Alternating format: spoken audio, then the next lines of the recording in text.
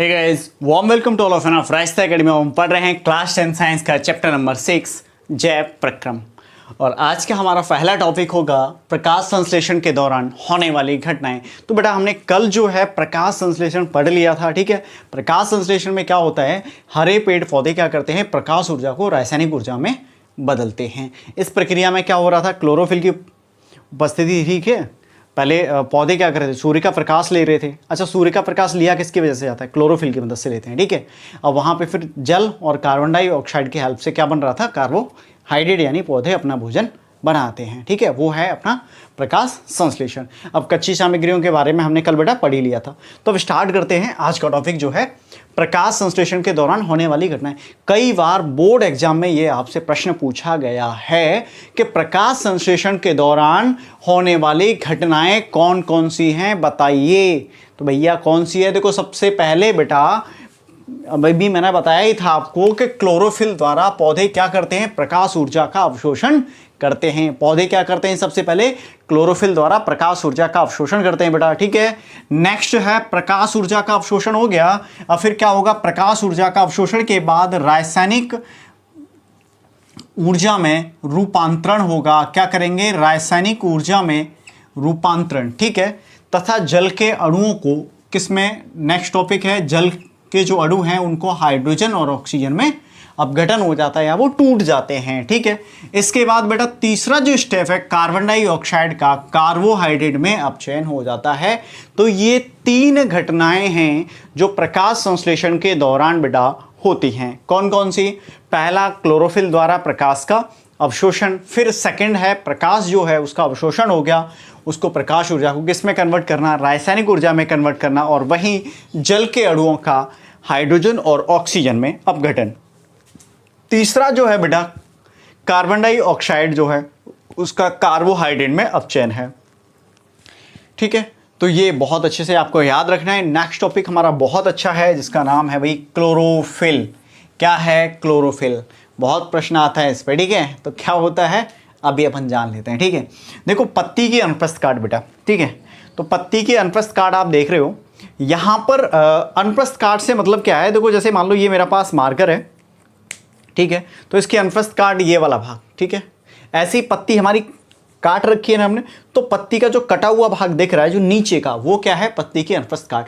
जब हम सूक्ष्मदर्शी से देखते हैं, ठीक है, तो उसकी कोशिकाओं में हरे रंग के अपने को बेटा क्या दिखाई दे रहे हैं, यहाँ पे बिंदु दिखाई दे रहे हैं। इन्हीं बिंदुओं को हम क्या कहते हैं, कोशिकांग कहते हैं, ठीक है। इन्हीं को क्या कहते हैं, कोशिकांग कहते हैं। और इन्हीं में जो हरा सा पदार्थ है वही क्या है, क्लोरोफिल है, ठीक है। यहां पढ़ लेते हैं हम, पत्ती की अनुप्रस्थ काट का सूक्ष्मदर्शी से अवलोकन करने पर कुछ कोशिकाओं में हरे रंग के बिंदु दिखाई देते हैं बेटा। यह हरे रंग के बिंदु कोशिकांग हैं जिन्हें हम क्लोरोप्लास्ट कहते हैं। और इनमें क्या होता है, क्लोरोफिल होता है, और क्लोरोफिल को हम हरित प्लवक भी कहते हैं। तो ये आपको बेटा ध्यान रखना है। और ये पत्ती की जो अनुप्रस्थ काट वाला चित्र है बहुत मोस्ट इंपोर्टेंट है, आपके एग्जाम में बहुत बार पूछा गया है। तो भाई आपको इसको अच्छे से आना चाहिए, ठीक है। तो बेटा नेक्स्ट टॉपिक हमारा जो रहेगा इसको मेरेज कर लेते हैं। बहुत अच्छा टॉपिक है कि पौधों को भोजन बनाने के लिए क्लोरोफिल क्यों जरूरी है। क्या पौधे क्लोरोफिल की उपस्थिति में भोजन बनाते हैं या फिर क्लोरोफिल के बिना भी बना सकते हैं, ठीक है। इसको अपने को समझना होगा। तो बेटा पौधे जो है बिना क्लोरोफिल के भोजन नहीं बना सकते हैं। भोजन बनाने के लिए क्लोरोफिल पौधों को चाहिए ही। तो इसके लिए हम क्या करते हैं, सबसे पहले एक पौधा लेते हैं सबलित पत्ती के, जैसे मनी प्लांट हमने बेटा ले लिया। क्या ले लिया हमने, मनी प्लांट का पौधा लिया, ठीक है ना, मनी प्लांट, ठीक है, का पौधा आपने ले लिया। अब इस पौधे को अपने को क्या करना है, 3 दिन तक अंधेरे कमरे में रखना है। क्या करना है, 3 दिन तक इसको अंधेरे कमरे में बेटा आपको रखना है। अब 3 दिन तक अंधेरे कमरे में रखने से क्या होगा, इसके अंदर जो भी भोजन बन चुका होगा वो 3 दिन के अंदर ये फिनिश हो जाना है, ठीक है। अब उसके बाद क्या करना है, अंधेरे कमरे के बाद 6 घंटे के लिए इसको धूप में रख देना है, तो जिससे कि इसके अंदर भोजन बन जाएगा। अब इसकी पत्ती को अपने को एक तोड़ लेना है, एक पत्ती अपने को तोड़नी है, ठीक है। एक पत्ती तोड़ के क्या करना है, उसको कागज पर ट्रेस कर लेना है। ये कहाँ पे वो सफ़ेद, कहाँ पे वो हरी दिख रही है, ये पूरा अपने को अच्छे से कागज पे पत्ती बना लेनी है, पूरा उसका नोट कर लेना है जैसे भी, क्लियर। अब बेटा क्या करना है, इस पत्ती को अपन क्या करेंगे, पानी में डाल देंगे, है ना। पानी में डाल के इसको उबालेंगे। अब पानी में डाल के उबाल लिया, ठीक है। अब वहां से फिर इसको निकाल के फिर अल्कोहल में डाल देंगे, ठीक है, अल्कोहल में डुबो दी। अब अल्कोहल इसमें पानी में हमने इससे निकाला, फिर हमारे पास एक बर्तन था अल्कोहल जिसमें भरा था, उसमें हमने इस पत्ती को डाल दिया, ठीक है। ध्यान से समझना चीज को, बहुत अच्छा है, एक्सपेरिमेंट है। अब क्या करना है, इसी अल्कोहल भरे बर्तन को जल ऊष्मा, मतलब कोई ऐसा है, मतलब इस तरह का है जिसमें जल भरा हुआ है, अब इसको हम गर्म कर रहे हैं, जिसकी वजह से अल्कोहल भी गर्म हो रही है। और ये तब तक करते हैं जब तक अल्कोहल उबलने ना लग जाए। जैसे ही अल्कोहल उबलने लगती है, पत्ती का रंग यहाँ पे क्या होता है, हम देखते हैं उड़ जाता है। फिर पत्ती को इसमें से निकाल लेते हैं और फिर हम गर्म पानी हमारे एक पात्र में होगा, पत्ती को इसमें हम धो लेते हैं, ठीक है। अब पत्ती हमने क्या कर ली बेटा, धो ली। अब पत्ती को धोने के बाद क्या करेंगे, हम इस पे कौन सा विलेन डालेंगे भाई, बताओ। आपने ये पता चीज कौन सी क्लास में पढ़ी होगी, मंडे स्टार्च का परीक्षण, ये मेरे ख्याल से आपने 7th या 8th में पढ़ा होगा। किसका प्रयोग करते हैं हम, आयोडीन का प्रयोग करते हैं, ठीक है। फिर हम क्या करेंगे बेटा, इस पे तन एक बीकर में इसको लेके और तन आयोडीन इस पे डाल देंगे। अब आयोडीन डालेंगे तो फिर क्या करेंगे, कुछ देर बाद उस तन आयोडीन के विलेन से इस पत्ती को बाहर निकाल लेंगे, ठीक है। बाहर निकाल लेंगे तो फिर क्या दिखेगा, पत्ती का जो भाग हरा था वो हमें कैसा दिखाई देगा, नीला दिखाई देगा। केवल वही भाग नीला होता है पत्ती का बेटा जो हरा पहले दिखाई दे रहा होता है। इसका मतलब यह है हरे भाग में पहले क्या था, क्लोरोफिल था, और नीला यानी जो आयोडीन का विलयन है वो केवल उस भाग को ही नीला करता है जिसमें भोजन होता है, ठीक है। तो इसका साफ साफ तो यही मतलब है ना कि भोजन केवल वहीं बना जहां पे क्लोरोफिल था। तो इसका मतलब बेटा साफ साफ ये हो जाता है कि भोजन बनने के लिए क्लोरोफिल आवश्यक है, ठीक है।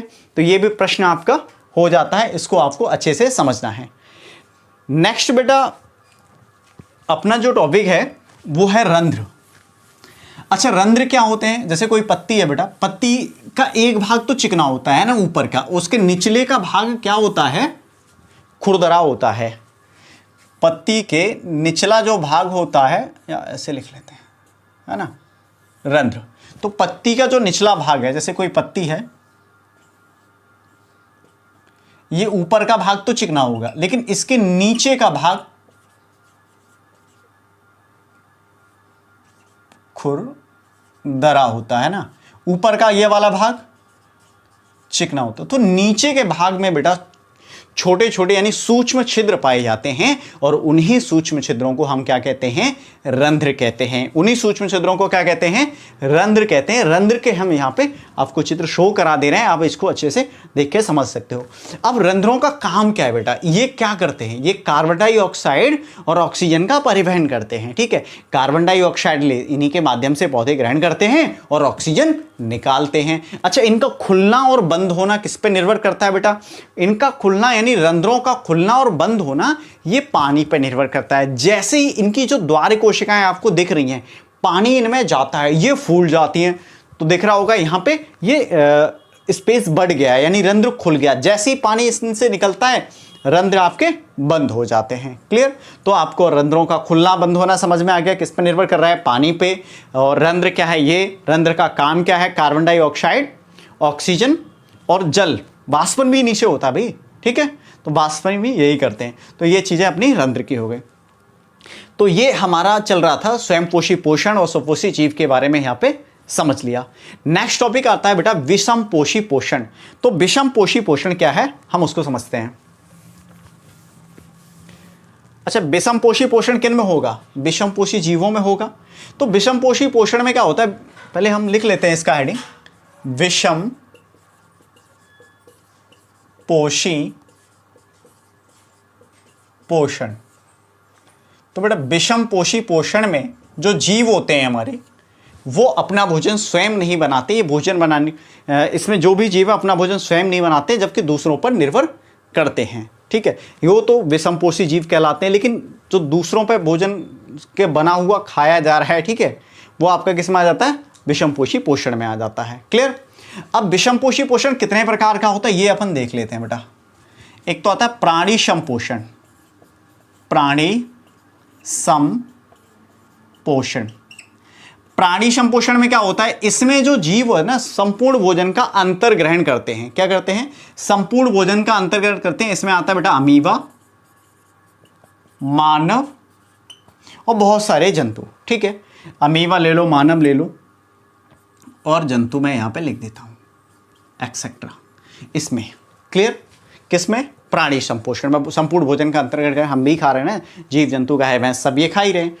और नेक्स्ट आपका ले लो मृतजीवी पोषण। ठीक है, अब मृतजीवी में क्या होगा,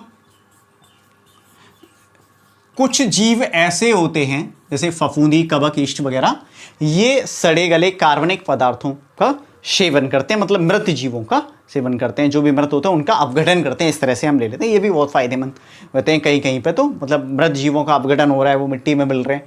ठीक है, या फिर सड़े गले कार्बनिक पदार्थों का अपघटन किनके द्वारा हो रहा है, मृत जीवों के द्वारा हो रहा है। इसमें आपका कवक, ईस्ट वगैरह आ जाता है। ठीक है, नेक्स्ट है बेटा परजीवी। तो परजीवी तो आपको पता ही है, परजीवी हाँ, जो दूसरों पर निर्भर रहते हैं, दूसरों पे। तो कौन से हैं भैया परजीवी, जो दूसरों पे रहते हैं, ना उनको मारते हैं लेकिन उनसे भोजन खाते रहते हैं। जैसे अमरबेल, जुएं हो जाते हैं ना बाल में, वो भी क्या है, परजीवी है, फीता कृमि। ठीक है, तो ये सभी क्या हैं, परजीवी। अमरबेल और जू, ठीक है, जुए जो बाल में हो जाते हैं। और आप ले लो फीता कृमि बेटा, तो ये सब क्या है, परजीवी हैं। ठीक है, तो आज की वीडियो में हमने समझा कि प्रकाश संश्लेषण के दौरान कौन सी घटनाएं होती हैं। 3 घटनाएं थी। ठीक है, उनको समझा। अच्छा, एक बात और मैं बताना भूल गया बेटा, जो प्रकाश संश्लेषण के दौरान घटनाएं घटित होती हैं वो जरूरी नहीं है कि एक के बाद एक स्टेप से हों। ठीक है, क्योंकि रेगिस्तान में, मरुद्वीप में कुछ पौधे होते हैं, वो क्या करते हैं, रात्रि में कार्बन डाइऑक्साइड लेते हैं और मीडियम उत्पाद यानी मध्यम उत्पाद बनाते हैं, और जैसे ही दिन निकलता है सूर्य के प्रकाश से उसको फाइनल प्रोडक्ट में वो बदल देते हैं। तो ये ऊपर नीचे भी ऐसा हो सकता है। क्लियर, ये चीज़ आपको ध्यान रखनी है। तो हमने प्रकाश संश्लेषण वाली चीज़ें पढ़ी। ठीक है, उसके बाद हमने पढ़ा क्लोरोफिल। क्लोरोफिल क्या है, अनुप्रस्थ, जो पत्ती की अनुप्रस्थ काट का हम जब सूक्ष्मदर्शी से अवलोकन करते हैं तो उसमें क्या है, कुछ हरे रंग की संरचनाएं दिखाई देते हैं, यानी बिंदु दिखाई देते हैं, जिन्हें हम कोशिकांग क्लोरोप्लास्ट कहते हैं। जिनमें जो हरा रंग का पदार्थ होता है उसी को हम क्या कहते हैं, क्लोरोफिल या फिर हरित लवक कहते हैं। इसके बाद पढ़ा था बेटा हमने रंध्र। ठीक, रंध्र क्या है, जो पत्ती होती है उसमें छोटे छोटे छिद्र होते हैं, यानी सूक्ष्म छिद्र होते हैं, और उनमें से ही क्या होता है, कार्बन डाइऑक्साइड, ऑक्सीजन का परिवहन होता है, और जल का वाष्पन भी उन्हीं की मदद से होता है। रंध्रों का खुलना बंद होना किससे होता है, जल की मदद से होता है। ठीक है, तो ये भी हमने समझा। और फिर हमारा आ जाता है विषमपोषी, यानी पोषण क्या होता है। विषमपोषी पोषण को हमने 3 भागों में बांटा, प्राणी संपोषण, मृतजीवी और परजीवी। प्राणी संपोषण में जो जीव होते हैं वो जीव आते हैं जो संपूर्ण भोजन का अंतर्ग्रहण करते हैं। मृतजीवी में जो सड़े गले पदार्थों का सेवन करते हैं, कार्बनिक पदार्थों का, वो जीव आते हैं। परजीवी में ऐसे जीव आते हैं जो किसी मतलब अपना जिनसे वो भोजन ले रहे होते हैं उसको भी मारते नहीं है और उसी पे बने रहते हैं और उसी से वो भोजन ग्रहण करते रहते हैं। जैसे अमरबेल जिस पेड़ पे है उसी पे रहेगी, जैसे जुएं होते हैं बालों में हो जाते हैं ना, हमें मारते थोड़ा ना है, वो धीरे धीरे अपना भोजन लेते रहते हैं। ठीक है, तो उम्मीद करता हूँ ये वीडियो में जो भी अपने बताया है चीज़ें आपको क्लियर हो गई होंगी।